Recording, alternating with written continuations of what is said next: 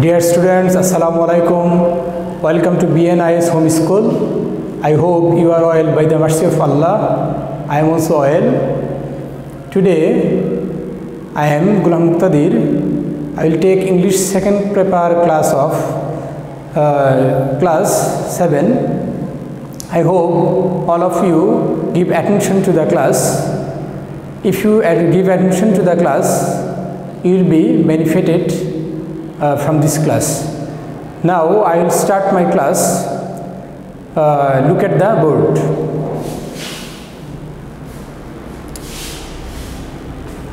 Today's our topic is interrogative sentence to assertive sentence. অর্থাৎ interrogative sentence কে কিভাবে assertive sentence এ রূপান্তর করা যায় সে সম্পর্কে আমি কিছু রুলস নিয়ে আলোচনা করব। মূলত এটা হচ্ছে ট্রান্সফরমেশন অফ সেন্টেন্সের একটি part, interrogative sentence to assertive sentence. দেখো, প্রথম রুলসটা হচ্ছে to be verb plus NT অর্থাৎ নট প্লাস সাবজেক্টযুক্ত ইন্টারগ্রেটিভ সেন্টেন্সকে অ্যাসার্টিভ সেন্টেন্সে রূপান্তর করতে হলে স্ট্রাকচারটা হচ্ছে subject plus to be verb plus মূল ভার্ব প্লাস বাকি অংশ। অর্থাৎ যদি ইন্টারগ্রেটিভ সেন্টেন্সে নট থাকে সেটাকে অ্যাসার্টিভ সেন্টেন্সে রূপান্তর করতে হলে নটটা উঠিয়ে দিতে হবে। আর প্রথমে আমরা সাবজেক্ট বসাবো, তারপর ভার্ব বসাবো। যেমন isn't Karim writing a letter, assertive হবে Karim is writing a letter. নটটা উঠে গেছে আর ইন্টারগ্রেটিভ সাইনটা উঠে গেছে। সেকেন্ড রুল হচ্ছে to be verb plus subject যুক্ত ইন্টারগ্রেটিভ সেন্টেন্স থাকলে স্ট্রাকচারটা হবে সাবজেক্ট প্লাস নট প্লাস মূল ভার্ব প্লাস বাকি অংশ। অর্থাৎ এখানে যদি ইন্টারগ্রেটিভ সেন্টেন্স যদি নট না থাকে অ্যাসার্টিভ করতে গেলে সেটাকে আমাদের নট দিতে হবে। যেমন আর দে প্লেয়িং ফুটবল, এখানে হবে দে আর নট প্লেয়িং ফুটবল। অর্থাৎ এর পূর্বের নিয়মটা ছিল এখানে নট ছিল, নট আমরা উঠিয়ে দিয়েছি, আর এখানে নট নেই, আমাদেরকে নট নিয়ে আসতে হয়েছে। থার্ড রুল হলো ডাজ নট অর্থাৎ ডাজন্ট, ডন্ট অথবা ডিডন্ট প্লাস সাবজেক্ট যুক্ত ইন্টারগ্রেটিভ সেন্টেন্স থাকলে স্ট্রাকচারটা হবে সাবজেক্ট প্লাস মূল ভার্ব প্লাস বাকি অংশ। অর্থাৎ যে সেন্টেন্সগুলো যে ইন্টারগ্রেটিভ সেন্টেন্সগুলো ডন্ট, ডাজন্ট অথবা ডিডন্ট দিয়ে শুরু হবে সেক্ষেত্রে আমরা ডন্ট, ডাজন্ট বা ডিডন্ট উঠিয়ে দেব আর সাবজেক্ট প্লাস মূল ভার্ব দেব। এক্ষেত্রে প্রশ্ন থাকতে পারে যে ডাজন্ট কখন থাকবে? সাবজেক্ট যখন থার্ড পারসন সিঙ্গুলার থাকবে তখন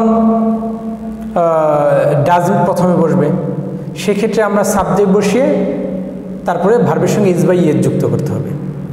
আর যদি ডন থাকে সাবজেক্ট মূল ভার্ব বাকি অংশ, আর ডিডন্ট যদি থাকে সেক্ষেত্রে সাবজেক্ট ভার্ব টু হবে। এক্ষেত্রে আমি একটা এক্সাম্পল দিয়েছি, don't we go to the field, we go to the field. এখানে আরেকটা উদাহরণ দেওয়া যেতে পারত যে ডিডন্ট দে প্লে ফুটবল, সেক্ষেত্রে হতো দে প্লেড ফুটবল, প্রশ্নবোধক চিহ্নটা উঠে যাবে। নেক্সট রুল হচ্ছে ইন্টারগ্রেটিভ সেন্টেন্সে ইভার থাকলে অ্যাসার্টিভে নেভার হয়। কি বলেছি? ইন্টারগ্রেটিভ সেন্টেন্সে ইভার থাকে তাহলে অ্যাসার্টিভ করতে গেলে ইভারের পরিবর্তে নেভার বসাতে হবে। যেমন do you ever visit your village, এখানে হবে you never visit your village. এই নেভারের পরিবর্তে ইভার হয়েছে, ইভারের পরিবর্তে নেভার হয়েছে। Next rule who plus does not থাকলে এর পরিবর্তে অর্থাৎ হু প্লাস ডাজন্টের পরিবর্তে এভরিওয়ান, এভরিবডি অথবা অল বসবে।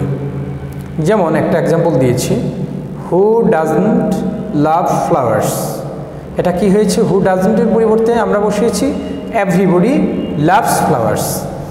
এখানে লাভ আছে কেন? এখানে ডাজন্ট ছিল, এখানে লাভ, এস বাই এস নেই। এখানে যেহেতু ডাজন্ট উঠে গেছে এই কারণে ভার্বের সঙ্গে এস বসেছে, এটা তোমাদের মনে রাখতে হবে। আরেকটা এক্সাম্পল আমি দিয়েছি, who doesn't wish to be happy.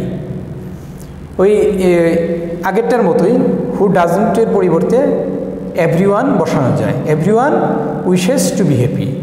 আগেরটার মতোই এখানে যেমন লাভের পরিবর্তে লাভস বসেছে যেহেতু ডাজন্ট নেই, আর এখানেও উইশের পরিবর্তে উইশেস হয়েছে যেহেতু এটা থার্ড পারসন সিঙ্গুলার হিসেবে গণনা করা হয় সাবজেক্টটাকে। আর প্রশ্নবোধক চিহ্ন যেমন উঠে গিয়েছে।